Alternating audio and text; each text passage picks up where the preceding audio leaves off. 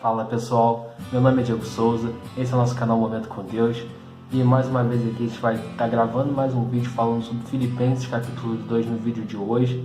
Então eu só queria te pedir uma coisa: se você não for inscrito no canal ainda, se inscreve, dá essa moral pro Momento com Deus.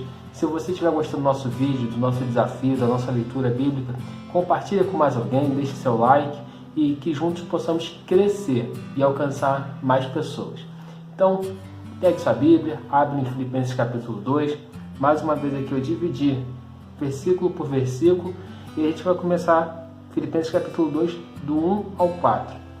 Do 1 ao 4 a gente observa que Paulo pede que os irmãos sejam humildes e que tenham o mesmo propósito. A gente pode observar principalmente aqui, se há, pois, alguma exortação em Cristo, alguma consolação de amor, alguma comunhão do Espírito, se há, entretanto, afetos e misericórdia, completai minha alegria, de modo que penseis a mesma coisa e tenham o mesmo amor.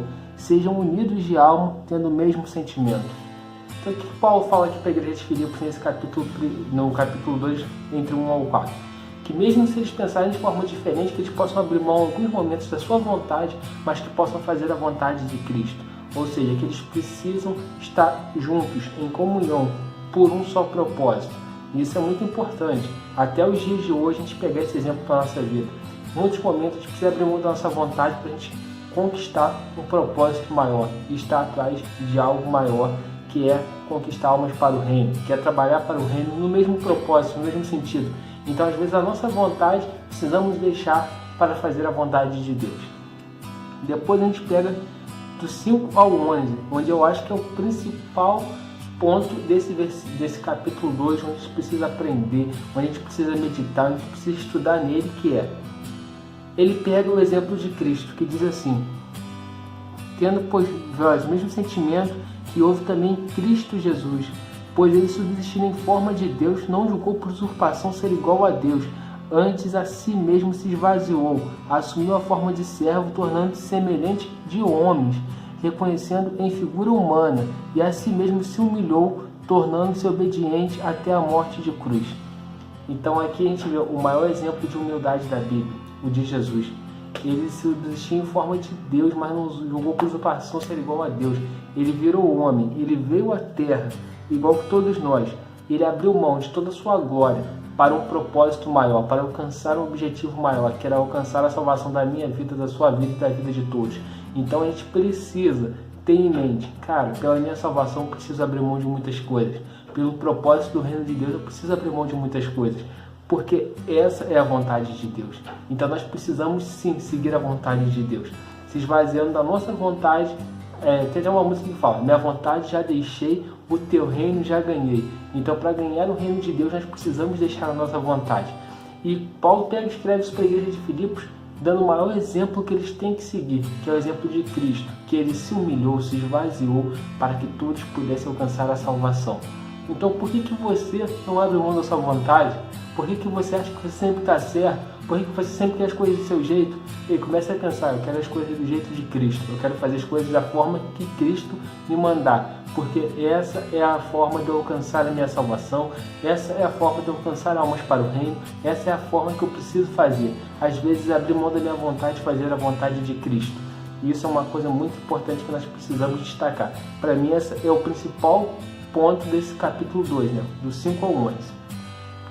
Do 12 a 18, Paulo fala uma outra coisa também importante, que ele pede para que todos sejam luz.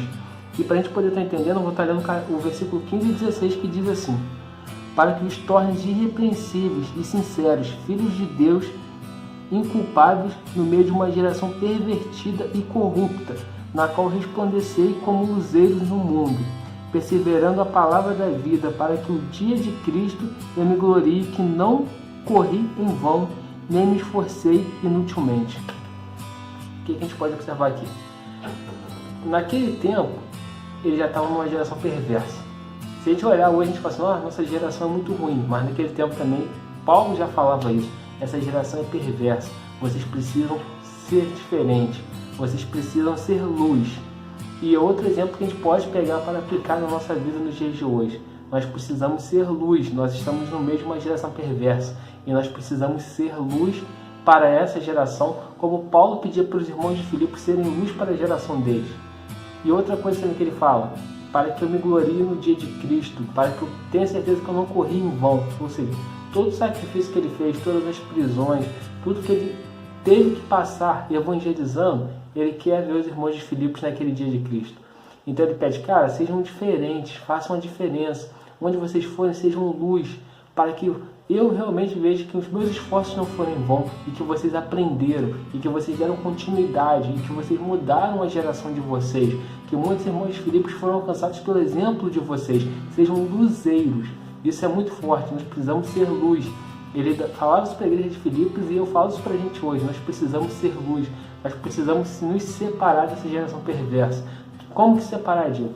Cara, nós não podemos estar metidos na roda dos escarnecedores, como diz Salmo 1, mas nós precisamos estar meditando na lei do Senhor de dia e de noite. E nós precisamos dar o exemplo, nós precisamos pregar com palavras, mas também com exemplos. Porque quando o nosso exemplo de vida for condizente com o que a gente fala, muitas pessoas vão ser atraídas pelo amor de Deus, porque nós vamos estar transmitindo a mensagem de Deus. Nós vamos ser pessoas amorosas, nós vamos ser pessoas bondosas, pessoas que produzem o fruto do Espírito, e as pessoas vão querer se aproximar da gente porque vão ver algo diferente em nossas vidas, e nós seremos luz. Nossa luz vai atrair mais pessoas para o reino de Deus.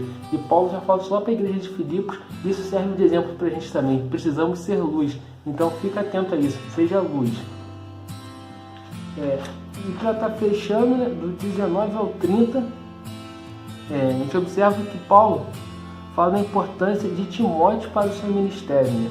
Ou seja, ele fala assim: espere, porém, no Senhor, mandai-vos Timóteo o mais breve possível, a fim de que me sinta animado, tendo conhecimento de vossa situação, porque a ninguém tem igual sentimento que sinceramente cuide de vosso interesse. O que Paulo fala de Timóteo? Que vai mandar Timóteo para ver como a igreja de Filipos está, mas aqui quero destacar uma outra coisa muito importante. Se você é líder, se você não é líder, você está caminhando com Jesus, você tem que ter uma preocupação. Você está preparando o seu substituto, porque aqui Paulo já sabia que ele poderia morrer, ele poderia ser condenado à morte. E Timóteo era o substituto de Paulo. A gente pode observar também, no decorrer da Bíblia, Moisés prepara Josué. Então, todo o grande líder, ele prepara o seu substituto, porque ele sabe que ele vai trabalhar na obra do Senhor durante um tempo e depois ele vai morrer, ele vai talvez sofrer com alguma doença, não vai continuar trabalhando na obra de Deus. Então ele prepara um discípulo, ele prepara um substituto. E Paulo foi assim com Timóteo. Timóteo era um cara que era da confiança de Paulo. Então ele construiu um legado e pediu para que Timóteo desse continuidade a esse legado.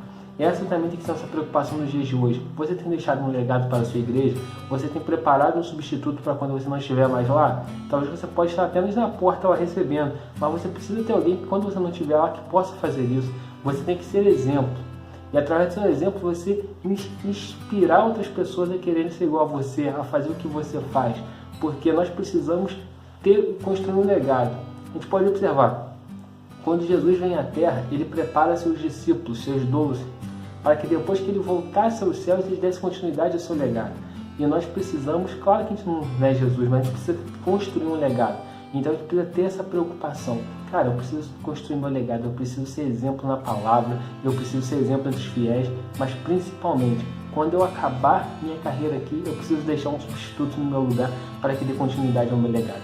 Isso que Paulo falava, que Timóteo tinha contribuído muito para o bem do Evangelho, porque ele andou com Paulo e aprendeu com Paulo. E nós precisamos também ser assim. E o que eu posso concluir desse capítulo 2 de Filipenses? Paulo pede à igreja que seja unida, que tenha uma só visão, um só propósito. Porque quando eles forem unidos, tiverem uma só visão, um só propósito, as bênçãos do Senhor serão derramadas sobre a igreja de Filipos. E assim também será sobre a nossa casa, sobre a nossa igreja. Quando todos nós caminharmos numa só visão, num só propósito, as bênçãos do Senhor derramarão sobre nossas vidas.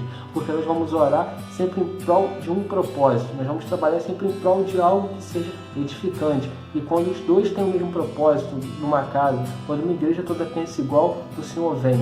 O maior exemplo disso é a igreja de Atos. Eram todos unidos em um só propósito. E a gente observa quantos milagres aconteceram naquela igreja, quantas conversões aconteceram naquela igreja. Então Paulo dava exemplo de eles serem um, abrindo mão da sua vontade, para que eles pudessem conquistar a Cristo. Então, esse aqui é o capítulo 2. Nós precisamos abrir mão da nossa vontade. Precisamos pegar o exemplo de Cristo, nos esvaziar, para que nós possamos conquistar o reino dos céus. Pessoal, espero que vocês tenham gostado desse vídeo. Se você gostou, deixe seu like, compartilhe com o maior número de pessoas possível. Se não é inscrito no canal ainda, se inscreve. E uma coisa eu vou te dizer, tenha esses momentos com Deus, eles vão transformar a sua vida. Até a próxima.